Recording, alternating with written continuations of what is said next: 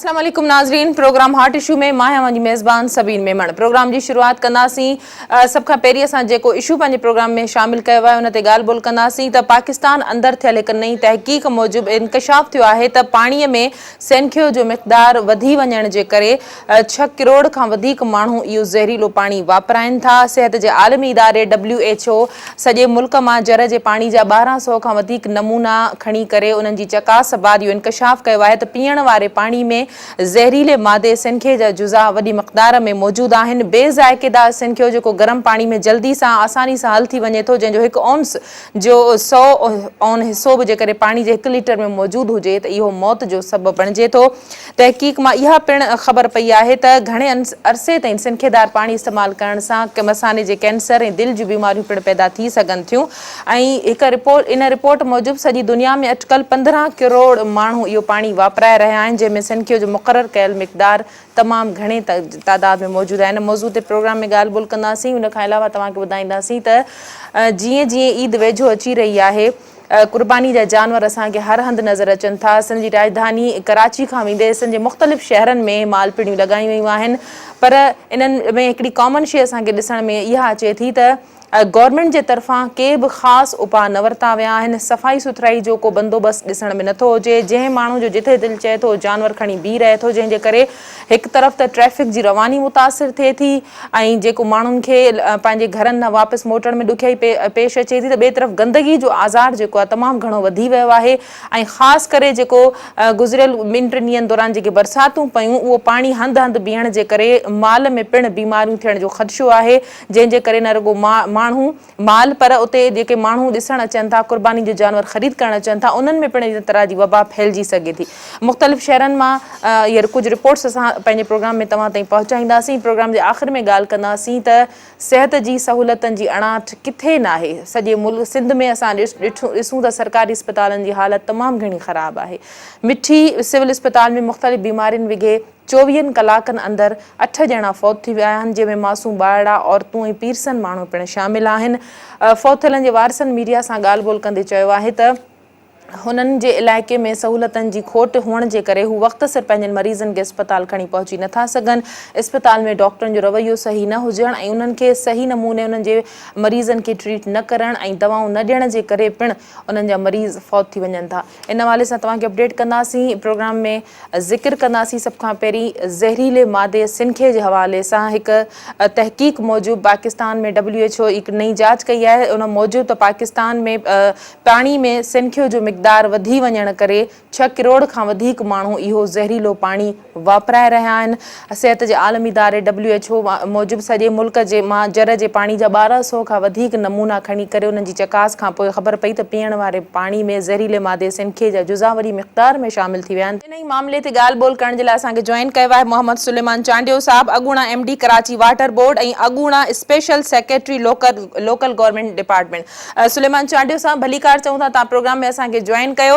सुलेमान चांडियो साहब, जेका report WHO पारां जारी कई वई आहे त सॼे मुल्क मां जर जे पाणी जा 1200 खां वधीक नमूना खयां विया आहिनि, जंहिंमें साबिती थी आहे त सिनखियो जो मिक़दार तमामु घणो वधी वियो आहे ऐं जेके ओभर वारा इलाइक़ा आहिनि पाकिस्तान जा ऐं सिंधु दरिया जे भर में जेके मैदानी इलाइक़ा आहिनि, उते 6 करोड़ आबादी आहे जेको इहो पाणी वापराइण ते मजबूर आहे। मूंखे इहो ॿुधाइजो त सिनखियो आहे छा खे चइबो आहे? एक्चुअली अंग्रेजी में आर्सेनिक चइबो आहे जी। ही जेको सो अंडरग्राउंड वाटर जिथे हूंदो आहे ही उते दस्तियाब हूंदो आहे। हाणे दरियाए सिंध जी ॻाल्हि था कयूं त दरियाए सिंध जॾहिं सुकी थो वञे या पाणी घटी थो वञे सफ़ा, त इन जे अर्द गिर्द जेके बि इलाइक़ा आहिनि, चाहे उहे दराजी जा इलाइक़ा हुजनि चाहे कच्छ जा इलाइक़ा हुजनि, उहे डिपेंडेंट हूंदा अंडरग्राउंड मिठे पाणी जा। जॾहिं दरिया सुकी वेंदो आहे त उन जो लेवल हेठि लही वेंदो आहे। उन खां पोइ जेको पाणी खजे थो उन में अंडरग्राउंड वाटर में आर्सेनिक जेको सो लिमिट खां वधी वेंदो आहे। ऐं ॿियो मंचूर लेक जेका एशिया जी वॾी में वॾी ढंढ आहे, जंहिंखे वापदा पंहिंजे गुनाह जे तौर ते जेको सो RBOD खे समुंड मुछड़ा जे बदिरां उन्हनि मिठे पानी जी मंसूर लेक में विझी छॾियो। हाणे छा थो थिए मंसूर लेक ज़हर थी वियो आहे त इन जे बि अर्ध जेके बि इलाइक़ा आहिनि उन्हनि जो अंडरग्राउंड वाटर बि ज़हर थी वियो आहे ऐं इन करे उते रिचार्ज कोन थो थिए। जिथे बि रिचार्ज को मिठे पाणी सां कोन थो थिए त उते आर्सेनिक जी तइदाद वधे थी। तंहिंजे करे इहा सही ॻाल्हि आहे त ओवरऑल मुल्क जो 33% इलाइक़े जा 33% आबादी ऐं सिंध में बि तक़रीबन सम्झो के 33% जेका आबादी आहे उहे इन प्रॉब्लम में इन्वॉल्व आहिनि। अच्छा, इन जो इलाज वरी इहो हूंदो आहे त जिथे इहो अंडरग्राउंड आर्सेनिक मिले हुनमें किथे बि पाणी में त उते वरी सरफेस वाटर जेको कैनाल इरिगेशन जो पाणी आहे उन्हनि जूं स्कीमूं ठाहे उनखे पीअण जे लाइ पाणी मुहैया करे ॾिनो वेंदो आहे। पर हिते जेको सो वाक़ई इहा वॾी कोताही आहे त इन इशू खे नज़र में रखी उहे इलाइक़ा जेके आर्सेनिक जा शिकार आहिनि उते इहे सरफेस वाटर ऐं इरिगेशन वाटर जूं स्कीमूं जीअं अर्बन एरिया जे लाइ थींदियूं आहिनि तीअं उन्हनि जे लाइ ठाहे उनखे नथियूं ॾिनियूं वञनि। तंहिंजे करे इन में काफ़ी डेथ बि थियनि था ऐं काफ़ी हानिकार आहे, काफ़ी नुक़सानकार आहे। चांडियो साहब, माण्हुनि खे स्कीमूं छा फराहम करे ॾिनियूं वेंदियूं? असांजी सरकार त इन ते का तहक़ीक़ करे थी, न वरी माण्हुनि खे आगाही ॾिनी वञे थी। तव्हां सम्झो था त के 33% तव्हां ॿुधायो था जेके माण्हू या जेका रिपोर्ट शाया थी आहे, वॾो अंग आहे, वॾी आबादी आहे, माण्हू इस्तेमालु कनि था, उन्हनि खे त इहा ख़बर ई न हूंदी त इन पाणी में सनखे जो मक़दार केतिरो आहे, एफर्ट्स कहिड़ा वठी सघजनि था, पाण मुरादो माण्हुनि खे कहिड़ा एहतियाती उपाउ वठणु घुरिजनि, छो त मोस्टली असां मैदानी इलाइक़नि में जर जो पाणी इस्तेमालु कयो वञे थो। मां तव्हांखे ॿुधायां त सिंध गवर्नमेंट में हिकिड़ो इदारो हूंदो आहे, पब्लिक हेल्थ इंजीनियरिंग डिपार्टमेंट जो इदारो हूंदो आहे जेको रूरल सिंध में जिते अंडरग्राउंड वाटर पाणी यूज़ थींदो आहे उहे कमु करे थो। पर कानूननि उहो पब्लिक हेल्थ डिपार्टमेंट खे सिर्फ़ु उहे ॻोठ अलॉट कया अथनि जिन जी आबादी 1000 माण्हू पर विलेज आहे ऐं अमूमन घणी आबादी घणा ॻोठ असांजा उहे आहिनि जेके लेस देन 1000 पॉपुलेशन हूंदी आहे। कंहिंजी 900, कंहिंजी 800, कंहिंजी 700, कंहिंजी 100 त उहे त वीचारा सिंध गवर्नमेंट जी त डिक्शनरी में ई नथा अचनि। ऐं उहे त सफ़ा सम्झो रे फिरियाद ऐं का उनखे उमेद ई कोन्हे का ज़िंदगी में आईंदड़ 100 साल ते जेको उनखे को पाणी सही मिलंदो। हाणे हुकूमत खे सोचणु खपे त हेॾी सारी वर्ल्ड बैंक जी जेका रिपोर्ट आहे उहा ऑथेंटिकेटेड रिपोर्ट आहे, उन्हनि खे कूड़ न सम्झो वञे। ऐं सिंध गवर्नमेंट खे बि खपे कि हाणे उहे इलाइक़ा जेके पब्लिक हेल्थ जे परिवार खां आबादी हेठि आहे 1000 माण्हू ऐं हेठि जेके माण्हू सफ़ा मरनि था पिया, नुक़सान न खाइनि पिया इन आर्सेनिक जे करे, उन्हनि खे हाणे इरिगेशन वाटर जे स्विच ओवर करे ऐं अर्बन एरिया वांगुरु उन्हनि खे बि पाणी ॾिनो वञे जीअं 1000 माण्हुनि जा ॻोठ ऐं मथे पब्लिक हेल्थ वारा उन्हनि खे स्कीमूं ॾियनि था पिया त सिंध गवर्नमेंट हिकु डिक्शनरी खे वसी करे 1000 माण्हू ऐं उन खां घटि आबादी वारनि ॻोठनि खे पंहिंजी डिक्शनरी में विझे ऐं पंहिंजे डेवलप्ड स्कूल में विझे, उन्हनि खे सफ़ा out of country, out of religion, out of humanity करे चांडियो साहब, मूंखे इहो ॿुधाए त इन सिनखे जो पाणी इस्तेमालु करण सां कहिड़ियूं बीमारियूं थी सघनि थियूं? इहो जेको सो सिनखियो हिकिड़ो पॉइज़न आहे जेको डायरेक्ट लिवर पे ऐं किडनी ते असर थो करे थो, उहे फेसा थियनि पिया ऐं उहे फेसा थियनि त हिकु त पाणी कोन जिन खे ॾिनो वञे त उते त अस्पतालूं बि कोन्हनि के, उते डिस्पेंसरी कोन्हनि के, हू त बग़ैर फिरियाद जे मरी था वञनि वीचारा। वॾी महिरबानी मोहम्मद सुलेमान चांडियो साहब, तव्हां असांखे फोन लाइन ते जॉइन कयो। अॻूणा MD कराची वाटर बोर्ड ऐं अॻूणा special secretary local government Mohammad Suleman Chandio असां सां गॾु आहे, जंहिंजो चवणु हो त हिकु पब्लिक हेल्थ खे बि उहे ई ॻोठ मिलियल आहिनि जिन जी आबादी 1000 जे लॻभॻि आहे, जॾहिं त इन खां घटि आबादी वारा जेके इलाइक़ा आहिनि, एरियाज़ आहिनि जिते माण्हू रहनि था, ॻोठ आहिनि, उहे त हुकूमत जी डिक्शनरी में मौजूद ई कोन्हनि के। प्रोग्राम जे सिलसिले खे जारी रखंदासीं, पर वक़्तु आहे मुख़्तसिर वक़फ़े जो, वठूं था वक़फ़ो।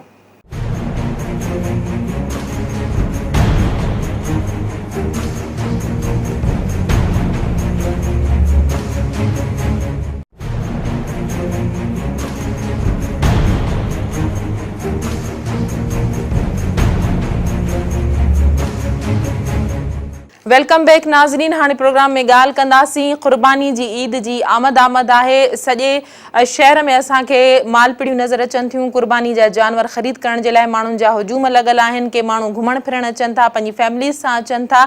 हिते असां ॻाल्हि कंदासीं त सरकार तरफ़ां, गवर्नमेंट तरफ़ां, म्यूनिसिपल हैदराबाद जी जेकॾहिं ॻाल्हि कयूं, हैदराबाद म्यूनिसिपल कॉर्पोरेशन तरफ़ां जेका हुसिड़ी में मालपीड़ी लॻाई वई आहे, उते हिकु बि जानवर मौजूदु न आहे, जंहिंजो इहो ई सबबु ॿुधायो पियो वञे त उहो शहर खां ॿाहिरि आहे। असांखे इहो ई नज़र अचे थो त विच शहर में, शहर जे अहम रस्तनि ते, रोडनि ते, जंहिंखे जिथे दिलि चवे थो उहो पंहिंजी मालपीड़ी लॻाए छॾे थो, जानवर खणी करे बीहारे छॾे थो, जंहिंजे करे आम माण्हुनि खे तमामु घणियूं ॾुखियायूं पेश अचनि थियूं। माण्हुनि जो चवणु आहे त ट्रैफ़िक जैम थी वञे थी, जंहिंजे करे रोड ब्लॉक थी वञनि था ऐं तमामु घणा मसइला थियनि था। इन हवाले सां सफ़ाई सुथराई जा जेके जोगा इंतज़ाम असांखे नज़र नथा अचनि, ताज़ो जेके बरसातूं पयूं ऐं हंधि हंधि जेको पाणी बीठल नज़र आयो, इहो पिणु ख़दशो ज़ाहिर कयो थो वञे त जेकॾहिं सफ़ाई सुथराई जो प्रॉपर इंतज़ाम न कयो वियो त जेको बीठल पाणी आहे उन जे ज़रिए केतिरियूं ई बीमारियूं फैलिजी सघनि थियूं जानवरनि में। उते जेके माण्हू अचनि था जानवर ख़रीद करण, उहे पिणु मुतासिर थी सघनि था।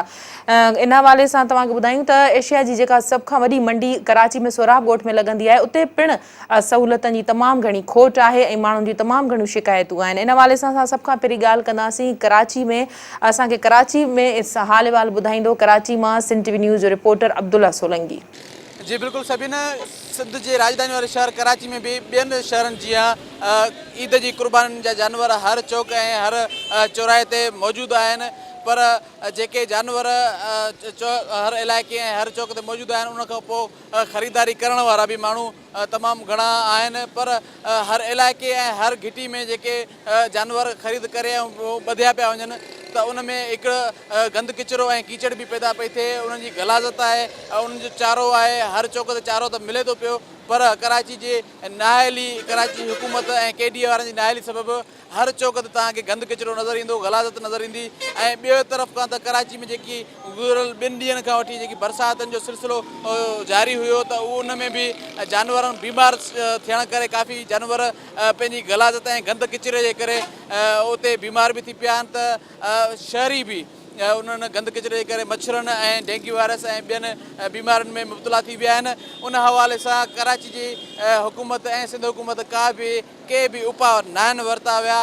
हिन वक़्तु हर चौक ऐं चौराहे ते ऐं हर घिटी में, जीअं तव्हांखे मां इहो ॿुधाईंदो हलां त कराची जो इलाइक़ो तमामु कंजस्टेड आहे, सोढ़ो आहे। हर इलाइक़े ऐं हर घिटी में तमामु तव्हांखे सोढ़ नज़र ईंदी, पर जिते जानवरनि जी गलाज़त ऐं गंदगी थींदी आहे त उते ट्रैफ़िक जाम थी वेंदी आहे, पाड़े वारनि ऐं इलाइक़े वासियुनि जे बि मुश्किलात थी वेंदी आहे, बदबू बि थींदी आहे। पर कुझु क़ुर्बानी वारा जेके ख़रीदार आहिनि, उहे ख़रीदार करे पंहिंजे जानवरनि खे बीहारण खां अॻु में उते मिटी लाराई वेंदा आहिनि, त जीअं हिते उन्हनि जी गलाज़त या कुझु बि थिए त उहा गंदगी वरी साफ़ु करे सघिजे थी।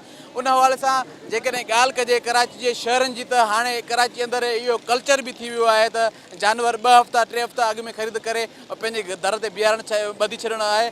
पर उन सां इहो थिए थो त मुश्किलातूं पाड़े वारनि लाइ बि थियनि थी पियूं। पंहिंजे लाइ पाण त इंसानु ख़ुशि ई आहे, उहो माण्हू ख़रीदार त ख़ुशि ई आहे, पर पाड़े वारनि लाइ मुश्किलातूं थियनि थी पियूं। उतां जो जेके जानवरनि जी गलाज़त आहे, चारो आहे, उन जी गंदगी करे तमामु पाड़े वारा बि परेशान थियनि था पिया ऐं मालिक त ख़ुशि ई आहे, पर सफ़ाई जो को बि निज़ाम सिस्टम न हूंदो आहे। उन लाइ कराची जे केडीए ऐं सिंध हुकूमत खे घुरिजे त के उपाउ वठी उन जी सफ़ाई जो बंदोबस्तु कयो वञे, त जीअं क़ुर्बानी जी ईद ते जेके क़ुर्बान थींदड़ जानवर आहिनि, उन्हनि जो रतु ऐं ॿियो गंद किचिरो जल्द खां जल्द साफ़ु थी चुके। जी कराची में असांखे अब्दुल्ला सोलंगी ॿुधाए रहियो, अपडेट करे रहियो। हाणे सिंध जे ॿिए नंबर वॾे शहर हैदराबाद जी सूरत-हाल मालूम कंदासीं। उतां असांखे अपडेट करे रहियो आहे सिंध टीवी न्यूज़ जो रिपोर्टर ज़फ़र हकड़ो। जी हैदराबाद म्यूनिसिपल कॉर्पोरेशन तरफ़ां सिंध जे ॿिए नंबर वॾे शहर हैदराबाद जी जेका मालपीड़ी आहे, उहा मालपीड़ी क़ाइमु कई वई आहे हैदराबाद जे कैटल कॉलोनी वारे इलाइक़े में, जंहिंजो ठीको पिणु ॾिनो वियो आहे। पर हिन वक़्तु ईद में सिर्फ़ु 8 ॾींहं बचा आहिनि। हीअ अव्हांखे मां ॾेखारे सघां थो त हीअ मालपीड़ी जेका क़ाइमु कई वई आहे HMC तरफ़ां, उन मालपीड़ी में को हिकिड़ो बि अञा ताईं जानवर अची न सघियो आहे, जंहिंजे करे जेको हिते ठेकेदार आहे उहो बि परेशान आहे। जॾहिं त केतिरा ई वापारी बि हिते अचनि था, पर हिकु त मालपड़ी शहर खां ॿाहिरि क़ाइमु कई वई आहे, तमामु घणो ॿाहिरि क़ाइमु कई वई आहे। ऐं ॿियो जेके ग़ैर क़ानूनी तौरु शहर जे अंदरि मुख़्तलिफ़ रोडनि रस्तनि चौकनि ते ग़ैर क़ानूनी मालपड़ियूं क़ाइमु कयूं वयूं आहिनि, उन जे करे हिते माल नथो आंदो वञे। ऐं जेके शहर जे अंदरि उन्हनि जे हवाले सां 144 कलम बिल लागू कयो वियो आहे इंतिज़ामिया तरफ़ां, डिप्टी कमिश्नर हैदराबाद तरफ़ां, पर उन जे बावजूदि उन्हनि ते को बि अमल थी नथो सघे, जंहिंजे करे शहर जे हर रोड रस्ते ते ग़ैर क़ानूनी तौरु माण्हू पिड़ियूं क़ाइमु करे वेठा आहिनि। ऐं हीअ जेका क़ानूनी वे में जेका इहे ठीको ॾिनो वियो आहे बाज़ाब्ता हैदराबाद म्यूनिसिपल कॉर्पोरेशन तरफ़ां, उहा मालपुड़ी ख़ाली लॻी पई आहे। मूंसां गॾु हिते मालपुड़ी जो ठेकेदार बि मौजूदु आहे, कोशिशि कयां थो उन सां बि तव्हांजी ॻाल्हि ॿोल करायां। त ये जो आपने ठेका लिया है तो यहाँ पे तो अभी 8 दिन बचे हैं, ईद में कोई माल नहीं आया, क्या मसला है, क्यों नहीं है? अच्छा, मसला ये है कि यहाँ हम तो अपनी अनथक मेहनत कर रहे हैं, गुज़िश्ता 8-7 दिन से मट्टी भरवा रहे हैं, पानी को साफ़ कर रहे हैं, ऊपर से बरसात आ गई, ये सारे हमारे शामियाने वगैरह सारे गिर गए। उसके बावजूद हमने हिम्मत नहीं आ रही, फिर उसको नए सिरे से मट्टी की भराई करवा के किया। लेकिन सबसे बड़ी अफसोस और सितम की बात ये कि एक अजीब व गरीब शहर हैदराबाद में माहौल बना हुआ है, जिससे कि लोग अपने अपने घरों के बाहर चौराहों पे मिनी मंडियाँ लगाई हुई हैं, और ये मिनी मंडियों की वजह से जो है हम इस तरफ खड़े हुए नाकाम नज़र आ रहे हैं। अगरचे ये मिनी मंडियाँ ख़त्म हो जाएँ, जबकि हमें मेयर साहब ने, डीसी साहब ने पूरी यकीनदानी कराई कि इंशाल्लाह ये जल्द से जल्द जो है मिनी मंडियों को ख़त्म करा के इसको माल को मूव करेंगे। तो इसी तरह बहुत सी और भी मंडियाँ, जैसे कि कच्चे किले मकरानी पाड़े के अंदर, वो भी मंडी अपने लगाने की उसमें कोशिश में लगे हुए हैं। लोगों को, व्यापारियों को बरगला रहे हैं कि बस 2 दिन में 3 दिन में हमारे आर्डर हो जाएंगे, हमें NOC मिल जाएंगे, हमने बड़ी ऊपर से अप्रोच करवा लिए। इस तरह भी जो है ना, कितने का ठेका लिया है आपने? ये 9 लाख का ठेका है। अच्छा, तो आप समझते हैं 9 लाख रुपए यहाँ से आप ले जाएंगे? ऐसा कुछ भी नज़र नहीं आ रहा, आपके सामने ज़मीनी हक़ाइक़ कि कुछ भी इधर हो नहीं पा रही सूरत हाल। लेकिन अल्लाह पे तवक्कल है, आज नहीं तो कल अल्लाह देगा। जी, ही जेको ठेकेदार आहे, जेको हिन मालपड़ी जो जंहिं ठीको खयो आहे, उन जा ॿुधा वीचार हुआ। हुन जो चवणु आहे त जेके ग़ैर क़ानूनी तौरु शहर में हर चौक रोड रस्तनि ते मालपड़ियूं क़ाइमु कयूं वयूं आहिनि, जंहिंजे करे हीअ जेका मेन मालपड़ी आहे हैदराबाद जे शहर जी, जेका HMC तरफ़ां क़ाइमु कई वई आहे, उन में कंहिं बि क़िस्म जो को अञा ताईं जानवर अची नथो सघे। जेसि ताईं शहर में ग़ैर क़ानूनी मंडियूं ख़तमु न करायूं वेंदियूं, तेसि ताईं हिन मालपड़ी में को बि जानवर न ईंदो। हैदराबाद जी ज़िले इंतिज़ामिया 144 कलम लॻाइण जे बावजूदि बि जेको आहे शहर जे अंदरि जेके ग़ैर क़ानूनी मंडियूं आहिनि, उन्हनि खे हटाइण में मुकमिल तौर ते नाकाम वई आहे। जी नाज़रीन, हैदराबाद में सिंध टीवी न्यूज़ जो ब्यूरो चीफ ज़फ़र हकड़ो असांखे ॿुधाए रहियो हो। हैदराबाद म्यूनिसिपल कॉर्पोरेशन तरफ़ां जेका माल पिड़ी लगाई वई आहे, उते हिकु बि जानवर हिन वक़्त ताईं न पहुची सघियो आहे, जंहिंजो मुख्य सबबु इहो ॿुधाए पियो वञे त माण्हुनि खे शहर खां परे वञण लाइ कैटल कॉलोनी में जेको लॻायो वियो आहे, तमामु घणी ॾुखियाई पेश अचनि थियूं। ऐं मोस्टली माण्हू उते ई इंट्रस्ट वठनि था जेके मालपिड़ी विच शहर में आहिनि, पर उते सिंध सरकार तरफ़ां, म्यूनिसिपल तरफ़ां के बि इंतज़ाम असांखे ॾिसण में नथा अचनि। हाणे हलंदासीं मीरपुर ख़ासि तरफ़, जितां असांखे उतां जी सूरत हाल ॿुधाए रहियो आहे सिंध टीवी न्यूज़ जो ब्यूरो चीफ नज़ीर पंवर। जी सभिनी ईद उल अज़हा ईद वेझो ईंदो ई मीरपुर ख़ासि जी जेका मालपीड़ी में वॾे तइदाद में रश थी वई आहे, जॾहिं त हिते मीरपुर ख़ासि म्यूनिसिपल कमेटी तरफ़ां जेका टंडे आदम नाका चौक वेझो मालपीड़ी लॻे थी, जंहिं सबबु जेको आहे मीरपुर ख़ासि हैदराबाद या ॿियनि शहरनि खां वापारी हिते माल ख़रीद करण लाइ अचनि था। उन खां अलावा जेके कुर्बानी कंदड़ आहिनि माण्हू, उहे बि हिते माल ख़रीद करण लाइ अचनि था। मगर अफ़सोस जहिड़ी ॻाल्हि आहे, मीरपुर ख़ासि म्यूनिसिपल कमेटीअ तरफ़ां लखें रुपयनि जा ही ठीको जी नीलामी त थींदी आहे, मगर ही पिड़ी जेका आहे मीरपुर ख़ासि खां जेको टंडे आदम जेको रोड आहे, मीरपुर ख़ासि खां सांगड़ या टंडो आदम जा जेके माण्हू वेंदा आहिनि या ईंदा आहिनि, इन पिड़ी लॻण जे करे रोड ब्लॉक थी थो वञे। छाजे करे जेको ॿाराड़ी खां जेको माल अचे थो, वापारी रोडनि ते बीठा हूंदा आहिनि, उते ई गाॾियुनि खे रोकरायो वेंदो आहे। उन खां अलावा जिते पिड़ी लॻल आहे, ताज़ियुनि बरसातनि जे करे या सहूलियत न हुअण जे करे पिड़ी में गप कच लॻल आहे। एतिरे ताईं जॾहिं बि ईद वेझो ईंदियूं आहिनि या पिड़ियुनि ते जेके म्यूनिसिपल कमेटी तरफ़ां टैक्स वठंदा आहिनि, 200 खां 500 रुपया ताईं जानवरनि जा त वठंदा आहिनि, मगर हिते हींअर जेके कुर्बानी जा जानवर अचनि था, उन में का बि सहूलियत वग़ैरह कोन्हे। जेकॾहिं जानवर सुबुह खां करे ॿाराड़ी खां केरु काए थो अचनि, को सामारे खां अचे थो, को उमरकोट खां अचे थो या कुंडरी खां अचे थो, हिते न जानवर जे लाइ पीअण लाइ पाणी आहे, न माण्हुनि जे लाइ कहिड़ी सहूलियत आहे। जेका बि पिड़ी लॻे थी, सॼी जेका पिड़ी टंडो आदम जेको नाका चौक आहे, इहो रोड ब्लॉक थी थो वञे। केतिरनि ई कलाकनि ताईं जेको रोड ब्लॉक थियण जे करे जेके हिन रस्ते तां गुज़रंदड़ माण्हू आहिनि, वञनि था या अचनि था, उन में खोड़ सारा मरीज़ बि हूंदा आहिनि या एम्बुलेंस हुजनि थियूं, उहे बि जेके उते फाथा पिया हूंदा आहिनि। उन खां अलावा शहर जा माण्हू अचनि था या ॿियनि इलाइक़नि खां माण्हू अचनि था। मीरपुर ख़ासि शहर जेको आहे डिवीज़न जे हेडक्वार्टर जो शहर आहे, इनखे टंडोलायर बि लॻे थो, झंडूमरी बि लॻे थो, जेके टंडोलायर जा तालुका आहिनि। उन खां अलावा मिसण बि लॻे थो, उमरकोट ज़िले खां बि जेके माण्हू हिते माल खाए अचनि था। मगर हिते सहूलियतनि जी अणहूंद जे करे एतिरे ताईं असां ॾिठो आहे हिते जानवर बीठे बीठे हिते मरी वियल आहे। हिननि जो असां उन्हनि खां मालूमात वरिती, उन्हनि जो चवणो त पीड़ी में का बि म्यूनिसिपल कमेटी जे तरफ़ां सहूलियत कोन्हे, सिर्फ़ु हिननि खां टैक्स वरितो थो वञे, सहूलियत का बि कोन्हे। एतिरे ताईं हीउ जेको मेन रोड आहे, हींअर ताज़ो जेका ईद वेझो अचे पई, मेन रोड ते सुबुह जो टाइम ते स्कूलनि में जेके ॿार वञनि था उहे तक़रीबन 2-2, 3-3 कलाकनि ताईं लेट थी था वञनि। अंगारे या अरबाए ॾींहुं पीड़ी जो ॾींहुं हूंदो आहे, मगर हिन वक़्तु ईद उल अज़हा जेका आहे वेझो अचे पई, इन जे करे रोज़ानी जे बुनियाद ते पीड़ी त लॻे थी। म्यूनिसिपल कमेटी या अमलदार हिननि खां पैसा बि वठनि था, उन बावजूदि सहूलियतनि जी बिल्कुलु अणहूंदा। माल जेको आहे उञ पियो मरे, उन खां अलावा माण्हुनि जे लाइ का बि सहूलियत कोन्हे।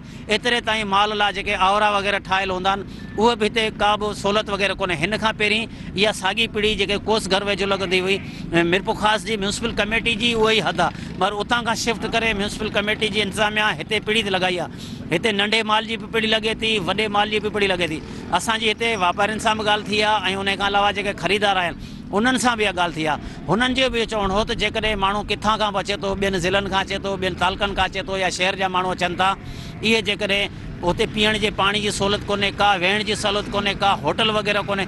एतिरे ताईं जेको कुर्बानी जो माल अचे थो, हर माण्हू चाहे थो त आउं को ख़ूबसूरत जानवर वठां, पंहिंजी कुर्बानी करियां। उन जे कुर्बानी जे जानवर लाइ बि पाणी कोन्हे, न उते को भूसे जो बंदोबस्तु आहे।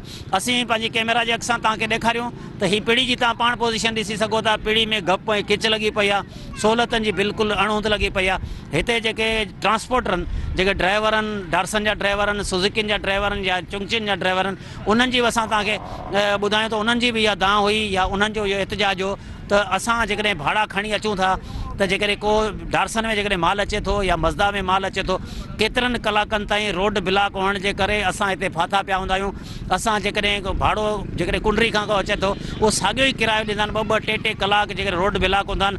ऐं खोड़ सारा अहिड़ा माण्हू आहिनि जेके वापारी आहिनि या जेके भाॻिया पंहिंजो ईद जो जेको माल हुननि इहो कुर्बानी लाइ करे रखियो, पीड़ी में खणणु अचण जी हुननि जी ख़्वाहिश त हुई, मगर अफ़सोस जहिड़ी ॻाल्हि आहे उहे साॻिया माण्हू जेके माल खणी अचनि था, जो उमरकोट खां अचनि था या सामारे खां अचनि था, जुडे खां अचनि था, कोट गुलामनि खां अचनि था, तालके हुसैन बख्श मरी खां, उहे माल जेके भाॻिया खणी आया आहिनि उहो पंहिंजो माल वरी वापसि खणी था वञनि। उन खां अलावा हिन वक़्तु असीं तव्हांखे सूरत हाल ॿुधायूं, जी ईद वेझो अचे पई, माल जा अघु बि चोट चढ़िया पिया आहिनि। एतिरे ताईं जेके वापारी आहिनि कराची खां अचनि था या ॿियनि इलाइक़नि खां, उहे जेके ख़रीदार आहिनि उहे त वठनि पिया, मगर असां हिन वक़्तु ॾिठो आहे जेके ईद वेझो अचे पई त उन में ख़रीदार या कुर्बानी कंदड़ शहर जे माण्हुनि जी अक्सरियत तमामु घटि आहे। हिते जे माण्हुनि जो या हिते जे रवासियुनि जो जेके इलाइक़े वासी रहनि था, इन्हनि जा इहे ई एतिजाज, इन्हनि जो इहो चवणो त हीअ जेका माल पीड़ी आहे हिते सहूलियतुनि जी अणहूंदा, हिते इहा माल पीड़ी ख़तमु करे कंहिं अहिड़ी जॻह ते रखियो वञे जीअं त माण्हू अचनि पंहिंजा उज़वी जा जानवर वठण ऐं ख़रीदारी में बि हुननि खे आसानु थिए। मगर इंतिज़ामिया तरफ़ां का शइ कोन्हे। एतिरे ताईं पुलिस एहलकार बि जेके आहिनि हितां खां पैसा त वठी वञनि था, एतिरे ताईं पर्चनि ते पैसा वठी वञनि था, मगर उहे बि ट्रैफ़िक हटाइण में जेके बिल्कुलु नाकाम आहिनि। 3-3 कलाकनि ताईं, 4-4 कलाकनि ताईं हीअ रोड ब्लॉक लॻा पिया आहिनि। ताज़ो असां पंहिंजे ब्यूरो टाइम जे अंदरि असां पंहिंजे नाज़रीन खे ॾसियो त हीअ रोड तक़रीबन 3 खां 4 कलाकनि ताईं रोड ब्लॉक आहिनि। केतिरा ई माण्हू सख़्तु परेशान थियनि था ऐं इन करे को बि हिते म्यूनिसिपल कमेटी जे इंतिज़ामिया जो को माण्हू या ज़िले इंतिज़ामिया जो को माण्हू हिते आहे ई कोन्हे। उन खां अलावा पीड़ी में का बि सहूलियत न हुअण जे बराबरि आहे। जी नाज़रीन, मीरपुर ख़ासि मां सिंध टीवी न्यूज़ जो ब्यूरो चीफ नज़ीर पंवर बि साॻी सूरत हाल असांखे ॿुधाए रहियो हो। तव्हां ॾिठो त तमामु घणी ट्रैफ़िक ब्लॉक ऐं माण्हुनि जी जेके शिकायतूं, माण्हुनि जो इहो चवणु हो त उन्हनि जे घरनि जे अॻियां उन्हनि जे गुज़र तां उन्हनि जे जेके रस्ता आहिनि इस्तेमाल जा अच वञ जा, उते जॾहिं जानवर बीह रहनि था त उन्हनि खे केतिरे ॾींहं ॾुखियाईनि खे मुंहुं ॾियणो पवे थो। ऐं उन सां गॾोगॾु जेको गंदगी जो आज़ार आहे जंहिं ते पिणु गवर्नमेंट खे अखि पटणु घुरिजे। न रुॻो इहो एसि ताईं सिलसिलो महदूद हुजे थो, पर जीअं ई ईद जो पहिरियों ॾिहाड़ो हुजे थो तॾहिं खां असांखे शहर में गंदगी ऐं ग़लाज़त ॾिसण में अचे थी, जंहिंखे फौरी तौरु खणाइण जा बि किथे किथे के इंतिज़ाम ॾिसण में अचनि था। इंतिज़ामिया इहे 3 ॾींहं उन्हनि खे अलर्ट रहणु घुरिजे, उन्हनि खे शहर में सफ़ाई सुथराई जे हवाले सां हंगामी सूरत हाल लागू करणु घुरिजे। उहा असांखे तमामु घटि ई नज़र ईंदी आहे। प्रोग्राम जे सिलसिले खे जारी रखंदासीं। वक़्तु ऐं मुख़्तसिर वक़फ़े जो वठूं था वक़फ़ो।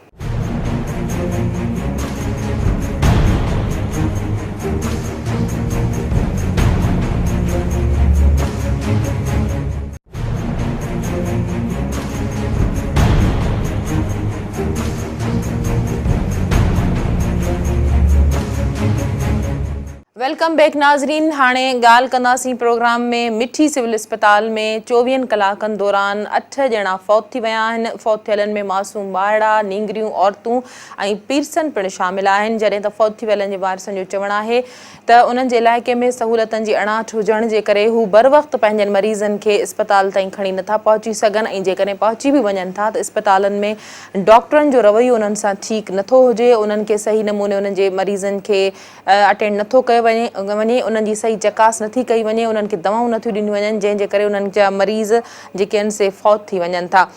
इन हवाले सां उन्हनि जो इहो पिणु चवणु हो त सिंध सरकार सिहत खाते पारां अहिड़ियूं टीमूं मोकिलियूं वञनि डॉक्टरनि जूं जेके मुख़्तलिफ़ ॻोठनि में वञी करे जेके वबाऊं फैलिजियूं आहिनि उन्हनि ते कंट्रोल करण जे लाइ के उपाउ वठे। वधीक तफ़सील मालूम कंदासीं मिठी मां सिंध टीवी न्यूज़ जे रिपोर्टर गुलज़ार गुलोठो खां। गुलज़ार, इहो ॿुधायो त मिठी सिविल अस्पताल में 24 कलाकनि दौरान 8 माण्हू फौत थी विया आहिनि। कहिड़ियूं बीमारियूं हुयूं? छा अस्पतालनि में सहूलियतनि जी खोट आहे? जी, सभिनी थरपाक ज़िले में हिन वक़्तु जेका मुख़्तलिफ़ बीमारियुनि मुंहुं कढियो आहे, जंहिंमें चिकनगुनिया आहे, तेज़ बुखार आहे, गैस्ट्रो आहे ऐं ॿियूं जेके मुख़्तलिफ़ बीमारियूं आहिनि, जंहिं करे केतिरा ई जेके मासूम ॿारड़ा थोरी वॾी उमिरि जा जेके माण्हू आहिनि उहे पिणु जेके हिन मुख़्तलिफ़ बीमारी में झगड़ियल आहिनि। पर हिन वक़्तु जेको थरपाक ज़िले जूं सरकारी जेके अस्पतालूं आहिनि उन पिणु वॾी तइदाद में मासूम ॿारनि ऐं वॾी उमिरि जे औरतुनि ऐं मर्दनि खे दाख़िल कयो पियो वञे। पर ताज़ो गुज़िरियल ॾींहुं मिठी जे सिविल अस्पताल में 24 कलाकनि दौरान 8 जेके माण्हू फौत थी विया आहिनि, 5 मासूम ॿारड़ा आहिनि ऐं 3 वॾी उमिरि जा जेके आहिनि उहे फौत थी चुका आहिनि। डॉक्टरनि जो इहो चवणु आहे त थरपाक ज़िले में हिन वक़्तु जेका बीमारियूं हलनि चिकनगुनिया, जंहिं करे केतिरा ई माण्हू रोज़ानो त असांजे अस्पताल में अचनि था। पर हिन जो जेको मौत थियो उन में 3 जेके मासूम ॿारड़ा आहिनि उनखे चिकनगुनिया हुई, 2 खे वरी गैस्ट्रो हुई, जंहिं करे केतिरा ई उनजो जेको मौत थियो आहे। पर अॼु ताज़ो जेके वरी ॿियो जेको मौत थियो आहे जंहिंमें ॿाहिरि जा ॻोठ आहिनि, हिकु ॻोठ बोरीलो आहे, उन में 12 वरनि जी भवेशना जेका छोकिरी आहे चिकनगुनिया में फौत थी चुकी आहे। जॾहिं त सिविल अस्पताल मिठी ॿियो ताज़ो जेको मासूम ॿारड़ो आहे उहो पिणु जेको सो गैस्ट्रो वग़ैरह फौत थी वियो। ॾिठो थरपाक ज़िले जूं जेके ॿाहिरि वारा जेके परे परे वारा ॻोठ आहिनि उन में वॾी तइदाद में जेका बीमारी फैलिजी वई, जंहिं करे केतिरा ई मासूम ॿारड़ा जेके आहिनि पंहिंजे ॻोठनि ताईं महदूद आहिनि। पर ॾिठो जे सरकार जे सतह ते जेका सरकारी अस्पतालूं आहिनि उन में न के इन क़िस्म जूं दवाऊं आहिनि, न वरी इन क़िस्म जो को इलाज आहे, सहूलियत जूं आहिनि हूंदा, जंहिं करे केतिरा ई मासूम ॿारड़ा जेके आहिनि मुख़्तलिफ़ जेके प्राइवेट अस्पतालूं उन में दाख़िल कयो वञे थो। पर अञा ताईं सिहत खाते तोड़े हितां जे ज़िले इंतज़ामिया या चूंडियल नुमाइंदनि बार बार ॻोठनि पर शिकायत करण जे बावजूदि उन ॻोठ ताईं न को टीम पेश। गुलज़ार, तव्हांजी सिहत खाते जे अमलदारनि सां ॻाल्हि ॿोल थी आहे, DHO सां ॻाल्हि ॿोल थी आहे, उनजो छा चवणु आहे? छा गंदगी या मच्छरनि जे आज़ार खे ख़तमु करण जे लाइ, घटि करण जे लाइ को स्प्रे वग़ैरह कराए पियो वञे मुतासिरा ॻोठनि में?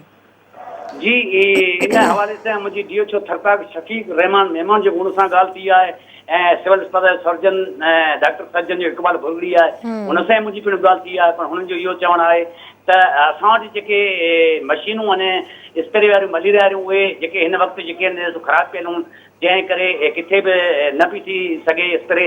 ॾिठो वञे त 1988 खां पोइ थर जे कंहिं बि ॻोठनि में अञा ताईं न मलेरिया स्प्रे थी सघी आहे, न वरी उतां कोई इन क़िस्म जो को माण्हुनि जो इलाजु थी सघियो आहे, जंहिं करे केतिरा ई मासूम ॿारड़ा जेके आहिनि मच्छर चक पाइण खां पोइ उन्हनि जेके मुख़्तलिफ़ बीमारियूं जेके आहिनि हुनजो चवणु उन मां मलेरिया पैदा थिए थी, मलेरिया खां पोइ हिकु चिकनगुनिया आहे उहा पैदा थिए थी।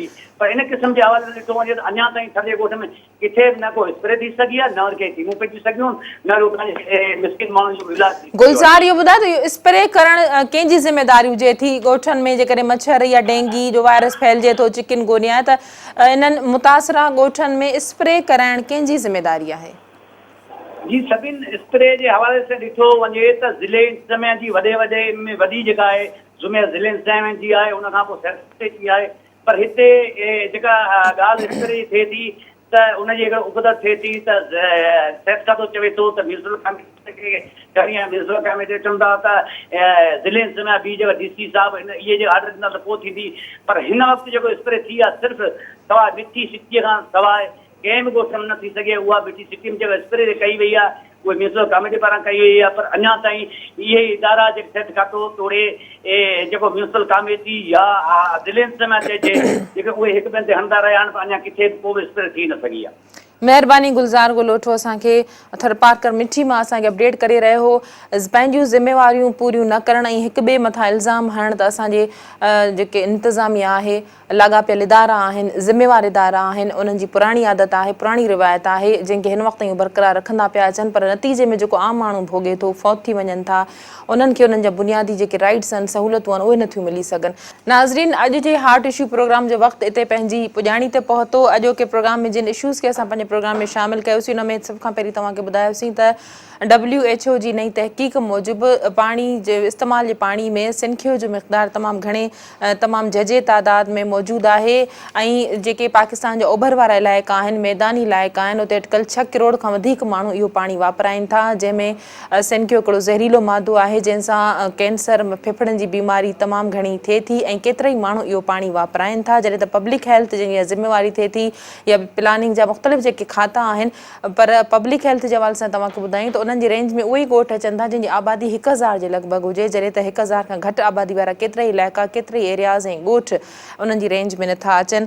ऐं इन हवाले सां असां मोहम्मद सुलेमान चांडियो सां पिणु ॻाल्हि ॿोल कईसीं अॻूणो MD कराची वाटर बोर्ड ऐं अॻूणो स्पेशल सेक्रेटरी लोकल गवर्नमेंट उनखे पंहिंजे प्रोग्राम में शामिल कयोसीं उनखां अपडेट वरितासीं तव्हां ताईं पहुचायासीं। इन खां अलावा असां जेके सिंध जा कुझु शहर खयासीं जिन में जानवरनि जी मालपीड़ी जे हवाले सां जेके मुख़्तलिफ़ हंधनि ते लॻायूं वञनि थियूं उन्हनि में सहूलियतनि जी खोट आहे माण्हुनि खे उते जेके माण्हू अचनि था उन्हनि खे कहिड़ी परेशानी थियनि थियूं आम जेके ट्रैफ़िक जी रवानी मुतासिर थिए थी माण्हुनि जो रूटीन कीअं डिस्टर्ब थिए थो उन हवाले सां तव्हांखे अपडेट कयोसीं। प्रोग्राम जे आख़िर में तव्हांखे ॿुधायोसीं त मिठी सिविल इस्पताल में 24 कलाकनि दौरान 8 ॼणा फौत थी विया आहिनि।